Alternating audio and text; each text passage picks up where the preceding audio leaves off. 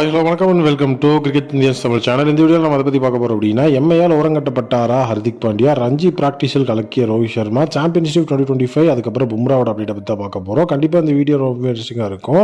Video skip பண்ணால் ஃபுல்லாக பாருங்கள். வீடியோக்குள்ள போகிறதுக்கு முன்னாடி நம்ம சேனலை சப்ஸ்கிரைப் பண்ணலாம், மறக்காம சப்ஸ்கிரைப் பண்ணி பக்கத்தில் இருக்க பெல் ஐக்கானை ப்ரெஸ் பண்ணி வச்சுக்கோங்க. வாங்க வீடியோ ஸ்டார்ட் பண்ணுவோம்.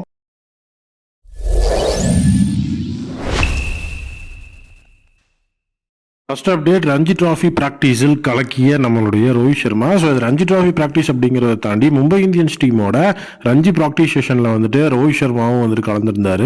ஸோ ரோஹித் சர்மா அதுக்கப்புறம் வந்துட்டு மும்பையோட கேப்டன், ரஞ்சி டிராஃபியில் மும்பையோட கேப்டனான அஜிங்க ரஹானே, இவங்க ரெண்டு பேரும் ஒட்டுக்கா ப்ராக்டிஸ் அப்படிங்கிறது பண்ணியிருந்தாங்க. ரெண்டு பேரும் தான் வந்து பார்த்தீங்கன்னா பேட்டிங் டிஸ்பிளேலே இருந்தாங்க. ஸோ ரோஹித் சர்மாவை பொறுத்த வரைக்கும் ஸோ அவருடைய பேட்டிங் டிஸ்பிளே உண்மையாகவே வந்துட்டு ரொம்பவே இம்ப்ரூவ் ஆயிருந்தது. ஸோ அவர் வந்துட்டு 50 அந்த மாதிரியான ஸ்கோர்ஸ் எல்லாம் அடிக்கல, 34 ரன்ஸ் அப்படிங்கிறது ஸ்கோர் பண்ணிட்டு அவர் வந்து அவுட் ஆயிருந்தார்.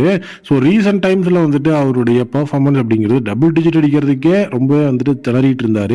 பட் ஆனால் நேற்று வந்து பார்த்தீங்கன்னா நல்ல ஒரு விண்டேஜ் ரோஹித் சர்மா மாதிரி நல்ல ஷாட் மேக்கிங், அதுக்கப்புறம் டிஃபென்ஸ், இது எல்லாத்துலேயுமே வந்து ப்ராக்டிஸ் பண்ணி ஸோ அந்த இடத்துல அவருக்கு என்ன வந்துட்டு விஷயங்கள் வந்து வரல, ஸோ எதனால வந்துட்டு ஃபார்மோட ட்ராப் அப்படிங்கிறது இருக்குது அப்படிங்கிறதெல்லாம் தெரிஞ்சுக்கிறதுக்காக தான் இந்த ஒரு ப்ராக்டிஸ் செஷன் அப்படிங்கிறதே இருந்தது.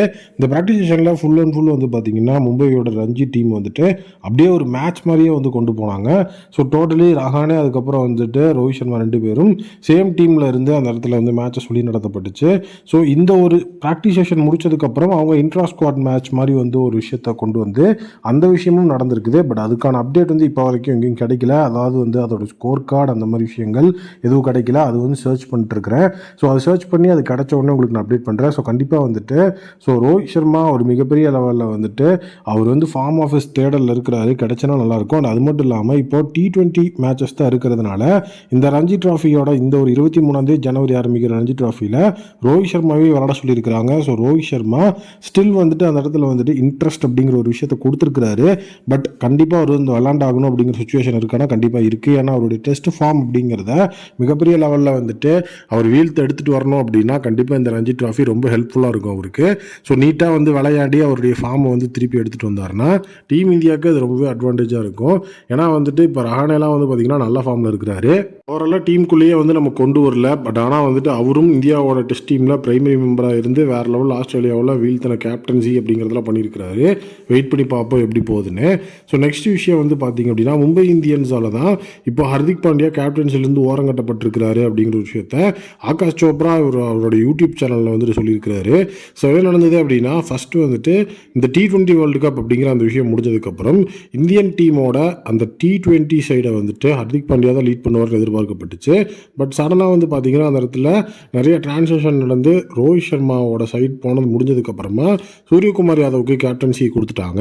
இப்போ ரீசெண்டாக இங்கிலாந்துக்கு எதிராக வந்து பார்த்தீங்கன்னா இந்தியன் டீமோட T20 ஸ்குவாட் வந்தது. ஸோ அதில் வந்து Suryakumar Yadav captain, vice captain Akshar பட்டேலை போட்டு ஸோ வைஸ் கேப்டன்சி அப்படிங்கிற அந்த ஒரு ரேடாருக்குள்ளே கூட இங்கே ஹர்திக் பாண்டியா கிடையாது அப்படிங்கிற ஒரு விஷயத்தை ரிவீல் பண்ணாங்க. ஹர்திக் பாண்டியா ஸ்குவாடில் இருந்தார். அப்படி ஒரு ஸ்குவாடில் இருந்துமே பார்த்தீங்கன்னா ஹர்திக் பாண்டியா வந்து கேப்டன்சி ஸ்கீமில் வரல அப்படிங்கிற விஷயம் பெருசாக ஷாக் ஆச்சு. இப்போ ஆகாஷ் சோப்ரா என்ன சொல்லியிருக்காருன்னா மும்பை இந்தியன்ஸ்க்காக அவர் வந்து லாஸ்ட் சிஎஸ் வந்துட்டு ஸோ ஒரு மிகப்பெரிய லெவலில் பிளண்டர் கேப்டன்சி இருந்தது. ஸோ அது மும்பை இந்தியன்ஸ் டீமுக்குள்ளே நிறைய விஷயங்கள் இருந்ததுனால தான் அந்த கேப்டன்சி அப்படி போச்சு. ஸோ அந்த மும்பை இந்தியன்ஸில் அவரோட கேப்டன்சி T20 ஃபார்மெட்டில் எஃபெக்டிவாக இல்லைன்னு தெரிஞ்சுக்கிட்டு தான் இந்த மாதிரி வந்து ஹர்திக் பாண்டியாவை கேப்டன்சி ஸ்கீம்லேருந்து எடுத்துருக்கிறாங்க. ஸோ அவர் இந்தியன் டீமுக்கு லீட் பண்ணுற லெவலில் நல்ல ஒரு தரமான கேப்டன். பட் ஆனால் வந்துட்டு அவருக்கு இந்த நிலைமை வந்து அப்படின்னு சொல்லிட்டு நிறைய விஷயங்கள் பேசப்பட்டார். ஸோ அவர் சேனலில் அதை டிஸ்கஸ் பண்ணாங்க. என்னோட ஒப்பீனியனில் கண்டிப்பாக வந்துட்டு அவர் சாம்பியன்ஸ் ட்ராஃபிலலாம் நல்லா பெர்ஃபார்ம் பண்ணி கம்பேக் கொடுத்து அடுத்தது வந்துட்டு அவர் T20 கேப்டன்சி எடுப்பாருன்னு தோணுது. உங்களுக்கு என்ன தோணுதுன்னு கமெண்ட்டில் சொல்லுங்கள்.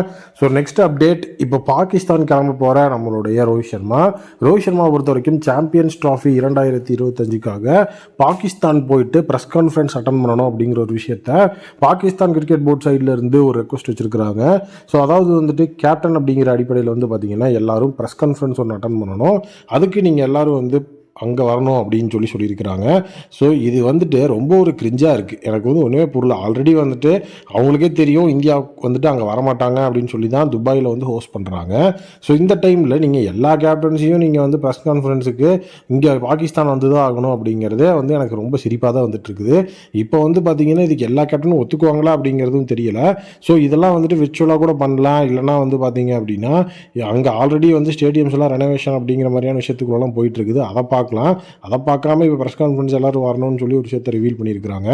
ஆனால் இன்னும் இவங்க எல்லா டீமுக்கும் ரெக்வஸ்ட் கொடுக்கல. ஃபஸ்ட்டு வந்துட்டு இந்தியாவுக்கு தான் ரெக்வஸ்ட் கொடுத்துருக்குறாங்க. அதிலே தெரியுது இவங்க வந்துட்டு எதுக்கு தான் இந்த மாதிரியான விஷயங்கள் பண்ணுறாங்கன்னு. ஸோ இந்த ப்ரெஸ் கான்ஃபரன்ஸுக்கு போனால் ரோஹித் சர்மாவோட ரஞ்சி ட்ராஃபி அப்படிங்கிற விஷயமும் அடி வாங்கும். அதனால் ரோஹித் சர்மா யோசிச்சு தான் முடிவு எடுக்கணும். நீங்கள் என்ன நினைக்கிறீங்க அப்படிங்கிறத கமெண்ட்டில் சொல்லுங்கள். நெக்ஸ்ட் எல்லாருமே வந்து பும்ராவோட இன்ஜுரி அப்டேட் பற்றி ஏதாவது சொல்லுங்கள் ப்ரோ அப்படின்னு நிறைய பேர் கேட்டிருந்தீங்க. ஸோ பும்ராவோட இன்ஜுரி அப்டேட்டில் இப்போ வந்துட்டு ஏதாவது டெவலப்மெண்ட்ஸ் இருக்கா அப்படின்னு பார்த்தோம். ஸோ பும்ராவை பொறுத்த வரைக்கும் நேஷனல் கிரிக்கெட் அகாடமி அப்படிங்கிற அந்த ஒரு இடத்துக்குள்ளே அவர் வந்து வர சொல்லியிருந்தாங்க. இது வந்து லேட்டஸ்ட் அப்டேட்டாக உங்களுக்கு நான் வந்து நேற்றே சொல்லியிருந்தேன். ஸோ இப்போது அதில் என்ன விஷயம் இருந்திருக்கு அப்படின்னு பார்த்தீங்கன்னா அவருடைய ஸ்கேனோட ரிப்போர்ட்ஸ் அப்படிங்கிறது வந்து ஸோ அந்த டயர் 3 இன்ஜுரி அப்படிங்கிற ஒரு விஷயத்தில் வந்திருந்தது. கிரேட் 1லேருந்து கிரேட் 3க்கு அந்த ஒரு இன்ஜுரி வந்துட்டு ஸ்பீக் ஆகிருந்தது. இப்போ இந்த இன்ஜுரியை வந்துட்டு குணப்படுத்துறதுக்கு 3 மாதம் வந்து டைம் ஆகும் அப்படின்னு சொல்லியிருந்தாங்க. ஸோ நேஷனல் கிரிக்கெட் அகாடமியில் வந்துட்டு இப்போ என்ன அப்டேட் கொடுத்துருக்குறாங்க அப்படின்னா பும்ரா வந்துட்டு கரெக்ட் நேஷனல் கிரிக்கெட் அகாடமியில் வந்துட்டு ஒரு கிளியர் கட் பிக்சராக வந்துட்டு கரெக்டான டைம் செட்டில் பண்ணாங்க அப்படின்னா 2 months ஆஃப் டைம்லேயே இந்த இன்ஜுரியை வந்துட்டு க்யூர் பண்ணி அவரை ஃபுல் பவுலிங் ஆக்ஷனில் கொண்டு வந்துடலாம்னு சொல்லியிருக்கிறாங்க. பும்ரா இப்போ அதுக்கு வந்துட்டு அந்த ப்ரிப்பரேஷனில் தான் இருக்கிறாரு. நெக்ஸ்ட் வெனஸ்டே வந்துட்டு பும்ரா வந்து NCAவுக்கு ஹெட் ஆகுறாரு அப்படிங்கிற அப்டேட் கிடச்சிருக்கு. ஸோ கண்டிப்பாக இது வந்து பும்ராவோட இன்ஜுரி சைட்லேருந்து பார்க்கும்போது பாசிட்டிவ் அப்டேட் தான். மீண்டும் ஒரு புதிய வீடியோ மீட் பண்ணுறேன். Thank you, take care and bye bye.